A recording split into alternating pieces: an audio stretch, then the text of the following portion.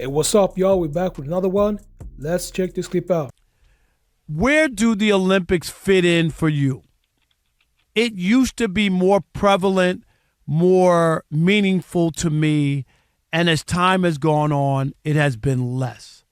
I used to watch the ceremony. I used to watch and make sure I saw some of the big events, and now it's mostly I catch it on highlights or I don't make time for it.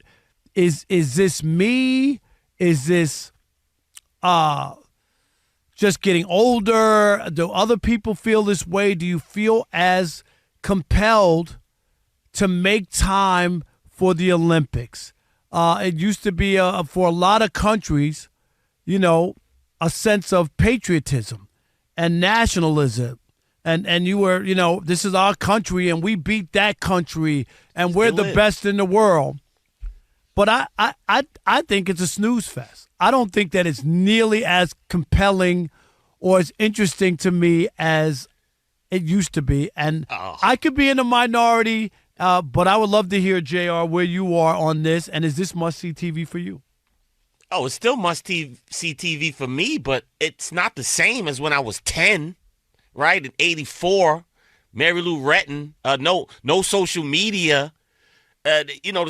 This Olympics was the centerpiece of sports at that time. It only happens every 4 years. And you now, close to 60 years of age, of course it's not going to be the same. And covering sports left and right for the last 30 years, it's changed, right? There's social media. You can see clips of these people.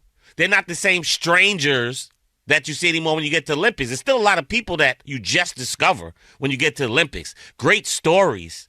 I think it has the same effect. It's just that we're a bit older. And as an older person, it doesn't move me the same way it did when it was young, but it doesn't mean that it's lost its luster or anything, because you got great stories all the time coming out of the Olympics, people that are going to become future stars. America has great stories coming out the Olympics. We want to see Team USA. You want to see the handball player from Pakistan. I didn't want to see the Dream Team when they were beating everybody by 70 points. I mean, I didn't think that was compelling at all. I mean, we should have won like that. The only way that I would be interested in the men's USA basketball team is if they lost or they lost to some team they shouldn't lose to. I would be interested in that and say, they've done that. How in the world? No, I mean, that's more interesting to me than them beating up teams that they should, is all I'm saying. I agree. So that part to me, the men's basketball, I expect them to win. I expect them to win a gold medal. I really do. The women's soccer, right?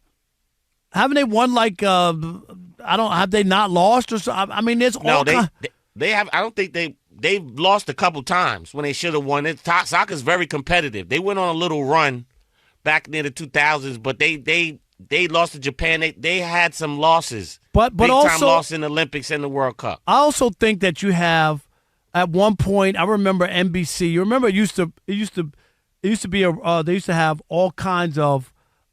They would rotate it to different networks. So it wasn't all, and then all of a sudden NBC took it over and they never gave it up. You remember It used to be on 4 years it was on ABC, the next 4 years CBS did it, then NBC, so it was kind of different. And then once NBC monopolized it, they started doing where they wouldn't even show you players from different countries. They would edit it out so you would only see like the Americans and stuff. And I was like, propaganda. No, but it's called propaganda. But it takes they can't away do it from anymore. it, right? Like don't I want to see? I want to see who's the best in the world and competition, not just because when I was living in Detroit, you'd have to watch the CBC over there in Canada, and they had the entire Olympics. They weren't editing out people and just showing you Americans in events that people wanted to see. So I don't know. So you're fully into it. Did you watch the opening ceremony, or you didn't watch it because you were traveling, or you know what I mean? Yeah, I would have definitely watched the open ceremony, and I DVR'd it. And when I get home, I will watch because, I had a over-under on whether or not Snoop would light up with the Olympic torch. So that's what I was waiting for. So Snoop to light up with the Olympic torch. And did he? No, he didn't. To my disappointment, I didn't think he would. I think Snoop likes being a mainstream America, and that probably would have X'd them out of some things doing that. But I really get so excited still, Rob, about the Olympics. Just watching events that I haven't seen, right, that I would not watch, covering sports or being in sports for So years. what are you looking forward to? Help me with that. Sure. Because other than me, I'm you a know, big gymnastics guy. Going back to Mary Lou Retton, 84, when she hit the perfect 10. I was sitting in South Carolina. I used to go there for the summertime in my grandmother's house.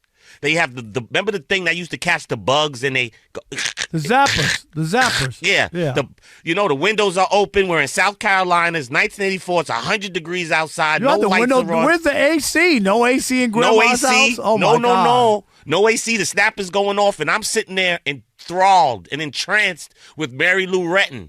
With the flips, the gymnastics team. I'm telling you, track and field. Now, Carl Lewis, Edwin Moses. Give me one from the last 4 years where you were felt the same way. 4 years ago, what was it for you?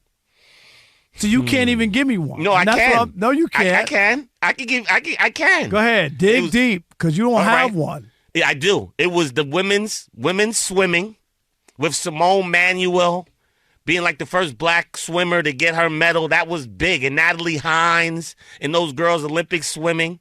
I always love the track and field, of course. I love the track and field. Remember USA going head up with Jamaica, the women, and USA coming out on top.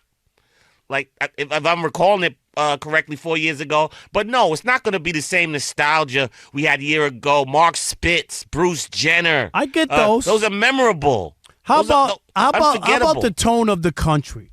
And this is another thing. What's up, y'all? I want to thank y'all so much for tapping in with me. And the people who show y'all, that was Rob Parker, and he expressed his feelings in regards to the Olympics 2024 in Paris. And he said that he doesn't care about the Olympics anymore. And he said this during a conversation with his co-host. And Parker, he questioned why so many Americans feel the same way, why the Olympics doesn't hold the same allure as it used to be when they were kids, or as it used to be when they were younger. And I think that there are several factors that can contribute to this. And one factor is that there is a saturation of entertainment options, and that have diluted the unique appeal of the Olympics. And with the rise of social media, streaming services, and the constant flow of content, the exclusive thrill of watching athletes compete on the world stage has diminished. And that is something that I think that all of us can agree on. The Olympics used to be this rare spectacle, but now the Olympics are just one of many viewing options. Me personally, I think that social media has a big part in this, because when it comes to social media, now we got access to the behind-the-scene moments of athletes' interactions, and that can also spoil the surprise and drama of, actually turning into the Olympics, because we've already seen these Olympics behind the scenes, so now the allure is gone.